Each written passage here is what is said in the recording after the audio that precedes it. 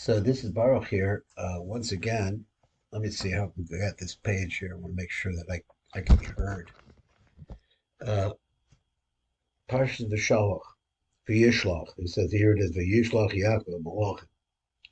So we're going to read today the Zohar, and I don't know. Let's see how much time we have. Do we have time to actually go into the Matar Pedavash? But it seemed to me that the Zohar is fairly straightforward. Now let's see what we're talking about. The words of the Zohar are. These are the words of Rashbi himself. It says, "V'yetzar tov asi the barnash b'yom the asi the is the core." So the Yetzer Tov comes to a person from the day that the person comes to purify himself. V'emasai asi barnash is the core. So when is it that a person comes to a point to purify himself? It says, "Kad ihu bar tleiser shenin," when he reaches the age of 13 years and a day.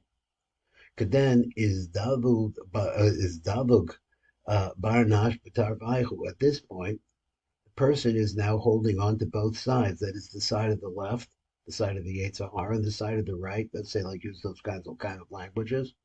Uh, uh, which is the side of the Yetzer Tov. He said, "Chad miyamina v'chad mismola." One is on the right, one is on the left. Yetzer Tov the yamina v'Yetzer Rav l'smola. So here we see the use of the concept of these two opposites. He said, "Ve'ilun inan trin malachim mamish mamanim." So these are actually two malachim. In other words, they are channels of shefa that are pointed on this. Ve'inan mishtaftim tadach barnash, and they are always there, always connected to the man. Asi barnash is the ka.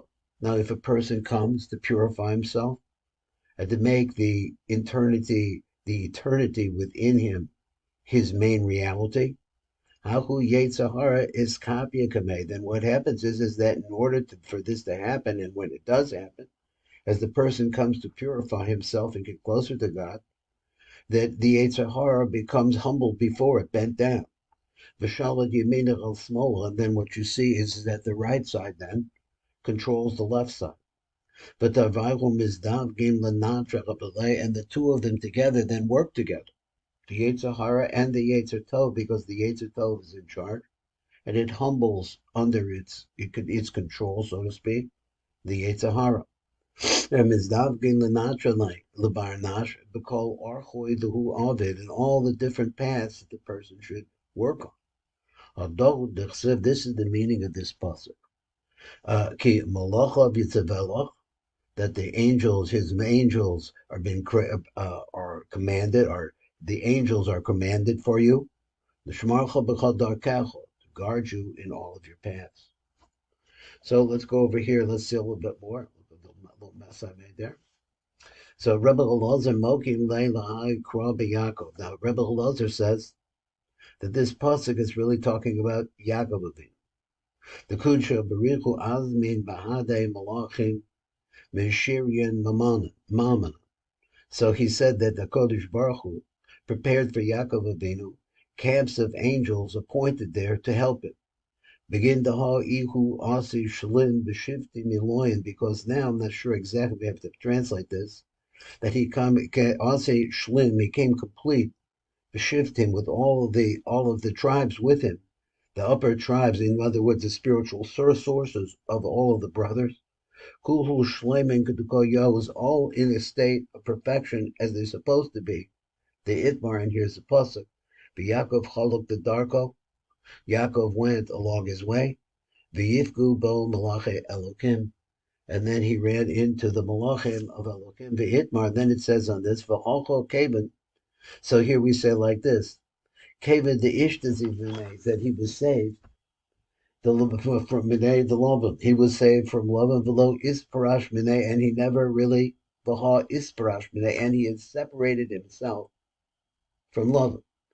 Now, the interesting thing about this whole story of Yaakov and Yaakov and Lavan, to me, is that this is really the origin of our family in Klipa, and lies, and all different kinds of things that we have to live in a world of deceit.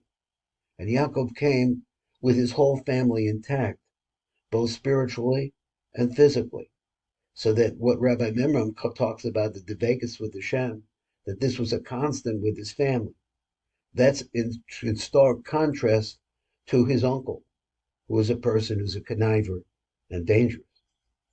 So he said when they came and he separated himself so completely from Lavan, then is Davguru Be'imei Shechinta, then the Shechina herself, this Devekus that we're talking about, came and clinged onto Yaakov. And then came different kinds of camps and angels to surround him. Then V'yomer Yaakov Kasher Ram, and then that's what Yaakov said when he saw them. And he says, right? He took the Malachim themselves, V'yomer Yaakov Kasher Ram, when he saw this tremendous camp and host of angels. He saw them, and then he says, Machna Elokim, who, like that. And he took some of these malachim that were there in front of him, that were surrounding him, and he sent them to Esav. This is the meaning of this phrase. V'yishlach Yaakov malachim. Yaakov sent out malachim. Malachim mamash. That's what he meant. He didn't mean emissaries. And the truth is that in the spiritual sense, that's what a malach is. Goes up, goes down, is an intermediary between us and higher worlds. Malachim mamash avuvadai. They really, in fact, and malachim. Now let's look just a little bit at the bottom of here, where we could read it, the Matuk B'Dabash, and the Matuk says, Me'ina malachim shadalei la'esa. So then he goes on, Chadod d'chsev v'yishlach yachalov malachim. Pirush malachav mamash avuvada. That he was sending those malachim that came to greet him. Hayim mamash malachim aron. They were really angels coming from a tremendously high place, Vadai for sure.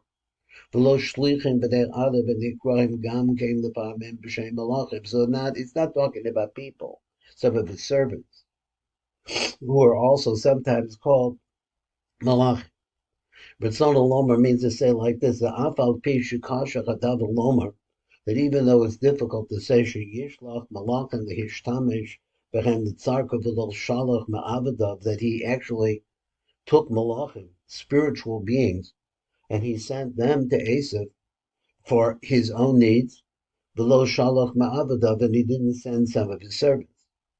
So that would be the logical thing that we would understand for this. Even call zechamuchrachim on the farish, but we are necessarily have to explain this. The farish came, because since it already said that he met along the way these malachim of Elohim, v'samech levi yishlach Yaakov malachim, and then immediately right after that he says that Yaakov sent out emissaries, these malachim. Vadai mehem hoyu. So for sure, from this group of malachim, that's who he was sent out. This is Baruch, and this is the morning Zohar. Zohar and Parshas Vishalach.